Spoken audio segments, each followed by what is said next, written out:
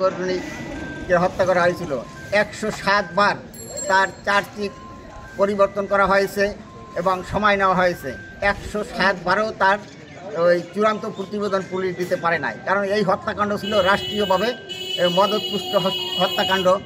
এমনিভাবে আমাদের দেশে এবং দেশের বাইরে সারা বিশ্বে সাংবাদিক নির্যাতিত এবং সাংবাদিকদের হত্যা করা হচ্ছে। তা আমাদের এই কাঠালিয়া প্রেস ক্লাব থেকে এটাই দাবি যে আমরা চাই যে বাংলাদেশের যত সাংবাদিক হত্যাকাণ্ড হয়েছে, যারা নির্যাতিত হয়েছে, সকলের সুষ্ঠু বিচার এবং দৃষ্টান্তমূলক শাস্তি। এর সাথে আমরা এটাও বলতে চাই যে সাংবাদিকদের একটা ঝুঁকি ভাতা সরকারকে প্রদান করতে হবে, কারণ এই পেশা ঝুঁকিপূর্ণ। যাতে এই সাংবাদিকদের একটা ঝুঁকি ভাতা থাকে এবং সামনে ওয়েজ বোর্ড গঠন করা হবে, সেই ওয়েজ বোর্ড ঘোষণা করবে, তাতে যেন মফস্বল সাংবাদিকদের কথা উল্লেখ থাকে। এই বলে আমি আমার বক্তব্য শেষ করছি। দেখেছি হয়তো কোনো দলের প্রতি তাদের দায় চাপায়।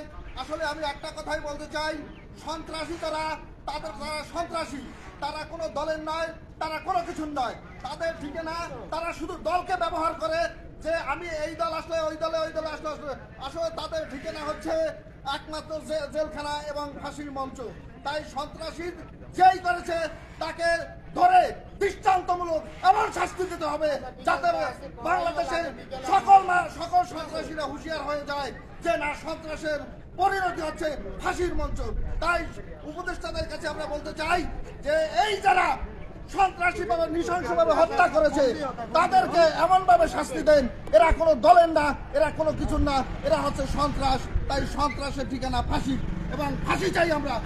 প্রেস ক্লাবের সম্মানিত সভাপতি ও কলম সৈনিক ভাইরা, অন্যায়, অত্যাচার, জুলুম, নির্যাতন, শোষণ, নিপীড়নের জাতাকলে পৃষ্ঠে যুগের পর যুগ সাংবাদিকরা নির্যাতিত হয়ে যাচ্ছে। এই নির্যাতনের শিকার হয়ে বলি দিয়েছেন গাজীপুরের সেই আমাদের আসাদুজ্জামান তুহিন ভাই। এভাবে করে বিভিন্ন সময় সাংবাদিকদেরকে ব্যবহার করে বিভিন্ন লোকেরা, তখন মনে করে কিছু সাংবাদিকদেরকে ব্যবহার করে, মনে করে যে এরা মহৎ কাজ করে, ভালো কাজ করে। সাংবাদিকরা জাতির বিবেক, বিভিন্ন কথা বলে তাদেরকে উৎফুল্ল করে, কিন্তু যখন তাদের কোনো বাস্তব চিত্র যখন ফুটে ওঠে, তাদের কথার বিরুদ্ধে যখন কলম চলে, তখন ওই সাংবাদিককে তারা আবার হত্যা করে, নির্যাতন করে। অতএব যারা উপস্থিত হয়েছেন, আপনারা হয়তো জানেন গাজীপুরে আমাদের এক সাংবাদিক ভাইকে অত্যন্ত নৃশংসভাবে হত্যা করেছে। নির্দিষ্ট দুইটা দলের চাঁদাবাজির সংবাদ প্রচারের কারণে তার উপরে তাকে হত্যা করা হয়েছে।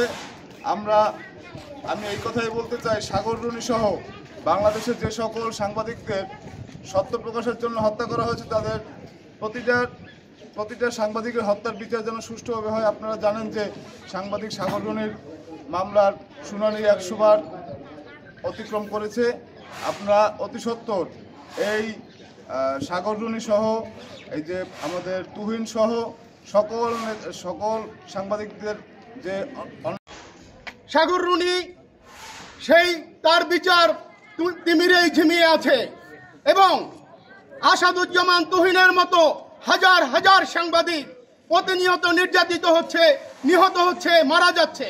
সাংবাদিকদের কোনো দল নয়, সাংবাদিকরা সকলের অন্যায় অবিচারের বিরুদ্ধে সব সময় তাদের কলম চালিয়ে যাচ্ছে এবং যাবে। সহ বিভিন্ন নির্যাতনের শিকার হচ্ছে।